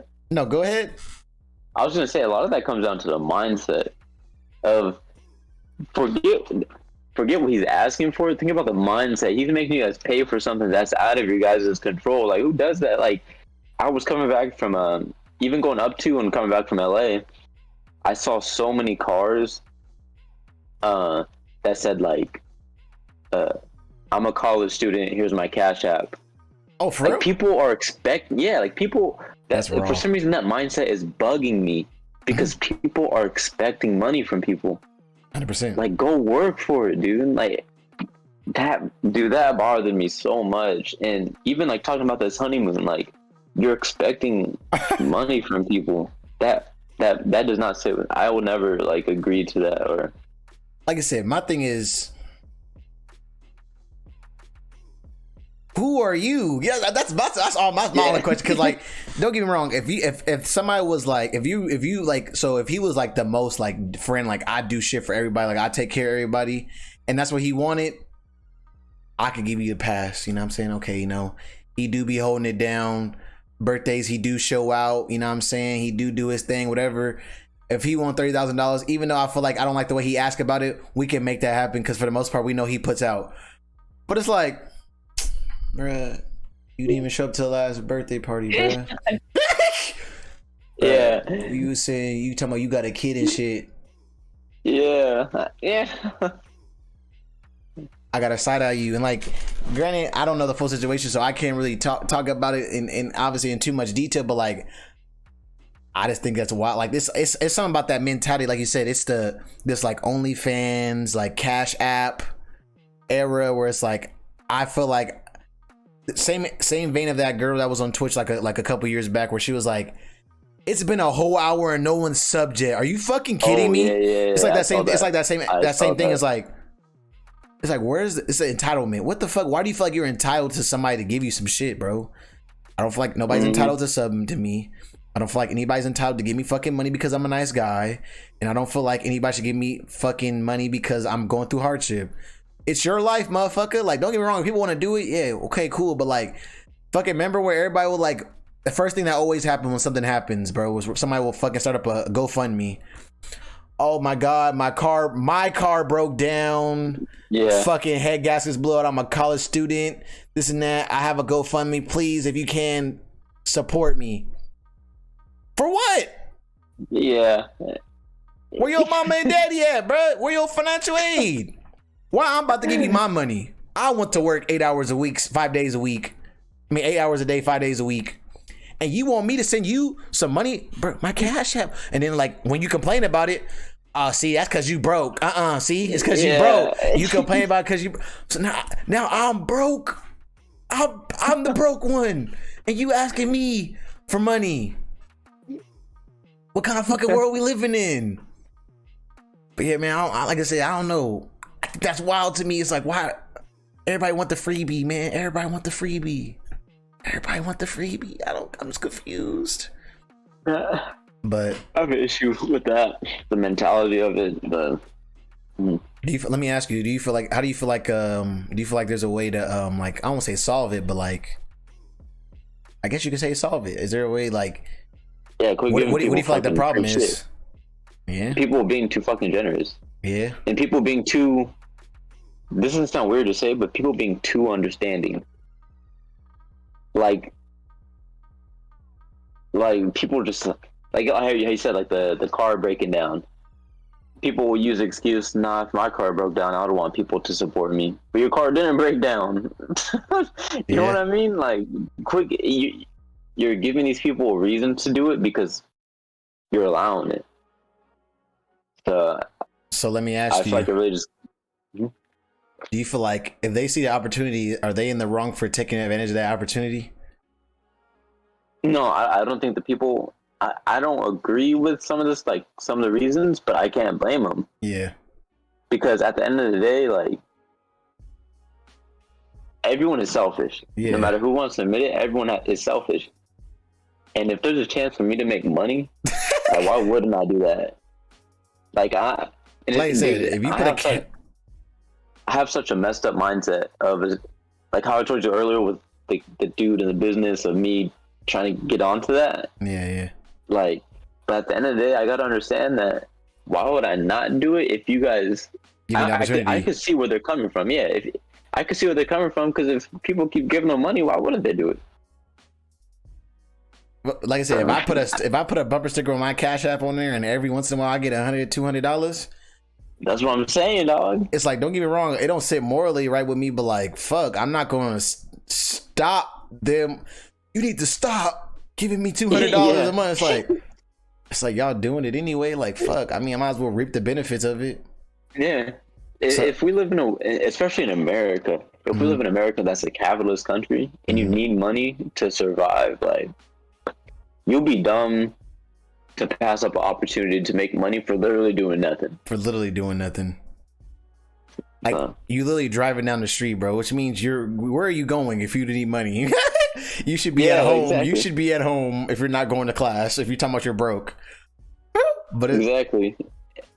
I mean, hey, like I say, I believe in the mentality of get it how you can, get it when you can, as long as you ain't fucking over anybody else. And like I said, if somebody's giving the money, that's why, like, even like some of these titty streamers, I don't agree with it. There's a market for it, bro. I can't really be mad that they're tapping into the fucking market. Like, you know, they see the opportunity. I got some nice D cups. I'm gonna put my motherfucking bikini top on, and I'm gonna sign this Pickle Rick with their names every time they drop a sub. Oh, exactly. 10 more subs, I'm gonna do a little, like, giddy dance. I mean, I can't get mad at it because it's happened to the market. I think the only thing that only upsets me is when it fucks up everybody else's money. If that makes any sense, you know what I'm saying? Like, no, definitely. Or when it's unfair. So, like, example, I get in trouble for something that's against TOS. It's like, well, hold on.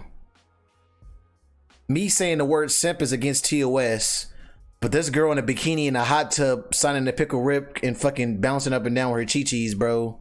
She can only be in the bikini because she's in a hot tub in her fucking house, which shows that she's fucking trying to abuse the rules. She can get away with it because she's bringing hella money in, and I don't get away with it because, man, you got 5 subs last week.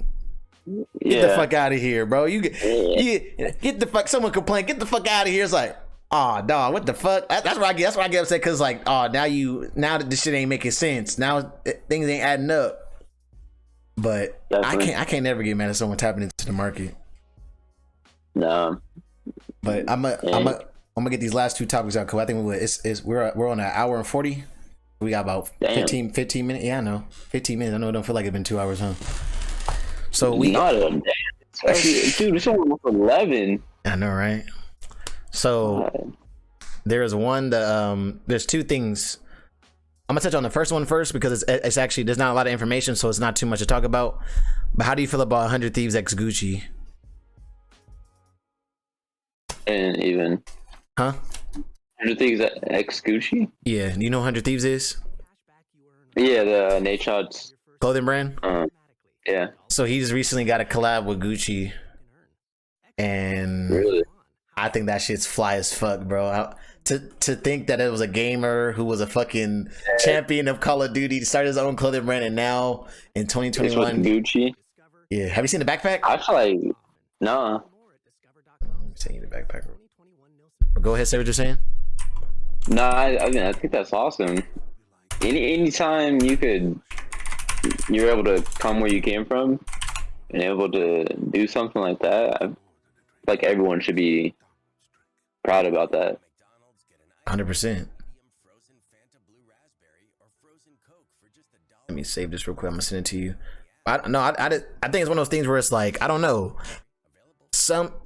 I can't speak for anybody, and maybe I might even speak on some shit that might not be true. But for the most part, I feel like people had an idea. They didn't really. No, I'll say this in confidence because someone told me this.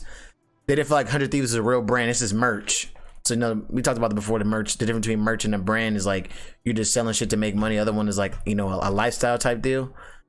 And people, I feel like people didn't respect him as a they didn't respect him in that sense because they just, like I said, they just seem like, oh no, he didn't, you know, he ain't. It's a cash grab. He ain't really trying to, you know, he ain't really serious about his craft or whatever.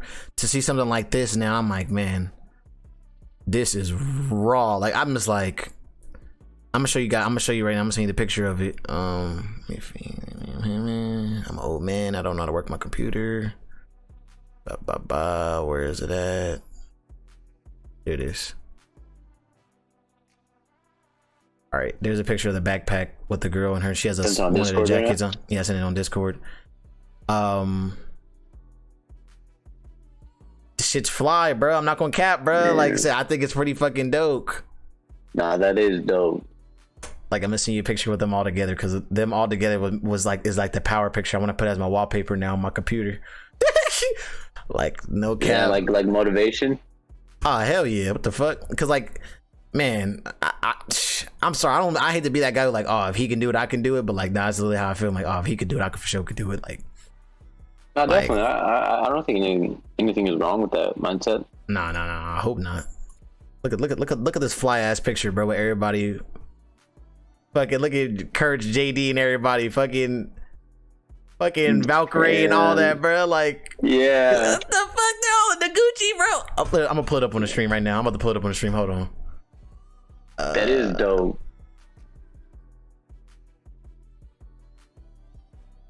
Yep.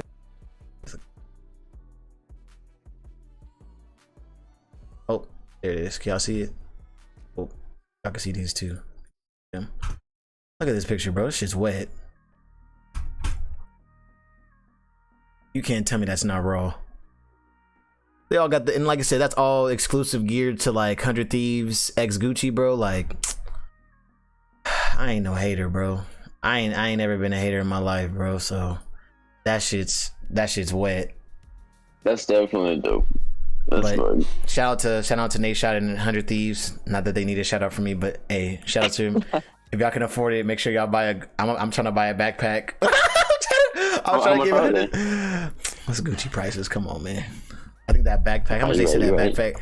How much that backpack was? They had finally showed the price of the backpack. The backpack's $2,400.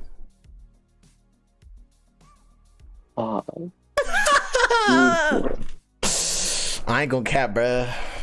If that shit, I ain't got that much money in my savings, bro. I'm not gonna cap. I'm a type of person, I would buy a shit like that and just hang that up just to like bro, this is goals in life. But the last topic I want to get into is the Apple workers, because I just want to know like where everybody lines up as far as remote work. You know what I'm saying? We got a bunch of remote workers in here. I think Suryan's a remote worker, SoCal Samurai, Opans. I don't know if you went back to the office yet, Opans, but I know you guys might have like that program where you can go back and forth to the office and stuff like that. But yeah, Apple basically changed their policies to, instead of making it fully at home, now it's like you got to do like 3 days in the office and 2 days at home or something like that. And people are trying to opt out of it, but they're hella like pushing that hard line, like, nah, it's not happening. And people are actually like threatening to quit and resign and stuff like that. So how do you feel about like remote work, especially like you who used to be a dropshipper and stuff like that? How do you feel about remote work? I think remote work is like everyone says, like it's going to be the future, but I feel like nothing could be in-person energy and in-person interaction, because like there's only so much that we could like if we were to discuss right now plans for like the future, I feel like it would be. I would take a lot more from the conversation we had in Starbucks versus what we take right now. Yeah, exactly. Because it's in person, and I feel like Apple shouldn't give in because I feel like now people are in the mindset of like, no, I want what I want. This quarantine gave people this like, no, I want this. If I don't get it, I'm not working for you. I feel like Apple needs to be like, all right, like I could easily hire someone in your position. Like if you want to go, you can go. Pretty much. But I'm gonna hire someone who wants to be here 2 out of the 3 days you need to be, or 2. What was it? It's like 3 days, at work. Yeah, 3 days at work. 3 days in work. Mm-hmm. Like, dude, that's already such a big improvement from being there 5 days a week, 6 days a week. Hmm. Now you don't have to be there 3 days a week. I feel like people get that entitlement, but I think Apple needs to be like, look, at the end of the day, and nothing beats in-person interaction, in-person working with people. So if you guys want to leave. And are they trying to sue Apple for that? They're trying to say this. They're trying to make it open for a lawsuit because they're like, what lawsuit can you file? People sued it about anything, bro. You saw there was a class action about the tuna at fucking Subway and shit. Yeah. Like, what are you gonna sue them for? Because they don't. Like, But like, so for me, and Roddy TV, appreciate you for the follow, my man. The thing for me where this throws me off is, like you said, my thing, I always tell people this all the time. You know you can quit, right? Like, you know you don't have to work here. You know you can quit, right? Like, so for me, it's like, they made a good point. Steve Jobs' main thing was about serendipitous, like, you know, ideas from being with people, you know, being around your coworkers. And don't get me wrong, like, as much as I fuck with the idea of remote work, I do understand that creativity definitely blossoms in a, you know, person-to-person environment. Like, yeah, don't get me wrong, it can happen. Like, we can have a conversation right here and we can probably get some inspiration, but like, it's not gonna be the same as if we're literally sitting there in person, you know. Definitely. Yeah, like, we might, like I said, you might get an idea, walk into the fucking break room and like, oh shit, like you just talking about regular conversation, like, oh shit, that's it. You're not gonna have that because if you're remote work, I'm only gonna talk to you when I want to talk to you. If not, I'm gonna be removed from the situation and be with myself. Versus in that situation, you're always there with your thoughts and the people and like, yeah, man, I'm kind of stuck on this right now, blah blah blah. So that's where I be tripping. I'm like, like my thing is like, one, like you said, the suing thing. Why the fuck are you gonna sue them? And like you said, bro, he was like, listen, 3 days, if you working 5 days a week, 3 days you gotta be in the office, 2 days you could be at home. That's better than what you're getting, because before you used to be all 5 days there. Now you get the 2 days. And I get the argument, you know, it's better work-life balance being at home and stuff like that, blah blah blah. But like the guy said too, all the products that we've made that have been great products have been made on the campus. Literally, we put the money into the campus for a reason, for you to make these ideas better and for you to have an engaging community. So it's like, one is disrespectful to sue Apple because they it's not like they're a bad it's not like they're a bad company, bro. They're not like disrespecting you, nothing's like, but like you said, still know because you got your feelings hurt. Yeah. But like you said, I think they should stand firm on their hill though. Like, hey, definitely, especially with a physical product, you need physical interaction. And like, it's like my mom works from home. She's a medical coder. Yeah. And she doesn't need anyone there because all she's doing is taking all these doctor reports and putting it in code for the system to understand. Like, I don't need you here to work with you. But like, if me and you are trying to build each other's clothing brand, like, we need to do it with each other. We need to touch each other's actual shirts and like, oh, this is a sample I got. I need to touch this. Like, how are you gonna test the Apple product and not touch it? Yeah, bro. And like, not to mention, like I said, if you make a prototype, what are you gonna do? Send it to everybody? It's like, no, everybody's here. We got one fucking prototype. Everybody's here. They can touch it. And okay, no, I feel like the bezel it should be a little bit thinner. How can we make that thinner? It's not, like you said, imagine like shirts. Like, okay, we're trying to make a shirt. You got the shirt. I'm like, hey, bro, how soft is the shirt? I mean, bro, it's pretty soft. I'm not gonna cap. It's like, now how soft is it? Like, is it like slick? Is it like, I mean, and like I said, there's a barrier right there. Versus we're both here like, okay, okay, I like the way the shirt feels, but then I feel like the position it could be different. Like, I don't know, but I like I said, you talking about people are entitled. There's kind of being selfish, honestly, too. Like, I want to work from home. I don't want to go back to work. Like, bruh, shut up and get over it. That's not even the job. This isn't even the job you applied for at all. The job you applied for originally made you work 5 days a week in the office. And we're giving you that leniency. But people, hey, shout out to Apple. I fucking love Apple. Even though I'm an Android boy and I sadly have an iPhone because my mom bought me one.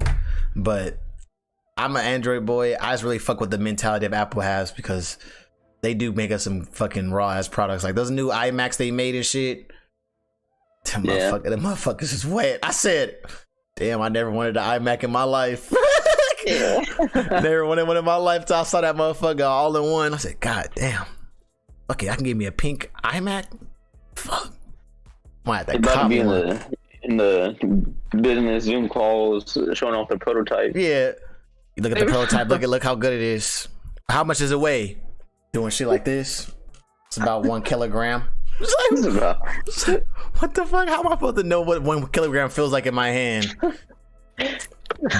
But yeah, man, I feel like, don't get me wrong, we had some other topics, but I feel like, you know, we're at the 2-hour mark. I'm getting kind of sweaty in this motherfucking hoodie. I'm about to take my shirt off. It's getting hot in this motherfucker. I was gonna say I noticed at the beginning. I'm gonna have to give me a little sample or something. Forever, you feel me? But appreciate you, everyone. Is there anything else you want to touch on before we go? Anything you want to talk about? We gotta get another podcast, like another episode. Oh no, 100%. Like I said, this is an ongoing thing, man. There's so much more we could talk about. I want to get more people. Like I said, I've been only doing one-on-one. I'm trying to get like a group thing. I could fit up to 4 people in this motherfucker. So, oh yeah, I'm trying to get like a true like 4-way. You know what I'm saying, in here, but that's for the future. We'll see how that goes. But 100%. Like I said, I think like I was gonna invite your brother on today, but I know he had to go to work. So. Oh, he works today? Yeah. But I was like, that'd be dope. No, I appreciate the invite. No, 100%. Like I said, the reason I call it Special Friends Podcast because, like I said, people that I would consider, you know, somebody I would consider I could make a friend in my life. You know what I'm saying? I want to bring them on. I want to have genuine conversation. I don't want to have no bullshit conversation. Like, don't get me wrong. This is also like an interview, like asking you obviously certain questions. But if I feel like I can't conversate with you in real life, I don't want you to have you on this podcast. So it's like we've had conversations before. You know what I'm saying? You're a good person. Good ass conversation. Yeah, my man Johnny puts the work in, bro. Do me a favor. His @'s right there. Johnny White. Follow him on Instagram. Follow his clothing brand @Saints Bay Co. Is that what it is? Yeah. Or I think on Instagram it's Collective. What, like I said, it's Co, yeah. Co @Saints Bay Co on Instagram. I also put that stuff in the description down below. I'll be posting this on Thursday. So if you're watching this, it's probably Thursday, or if I'm lazy, it might be Friday. But yeah, just his social links will be in the description and stuff like that. So it'd be pretty dope, man. Appreciate you guys for tuning in.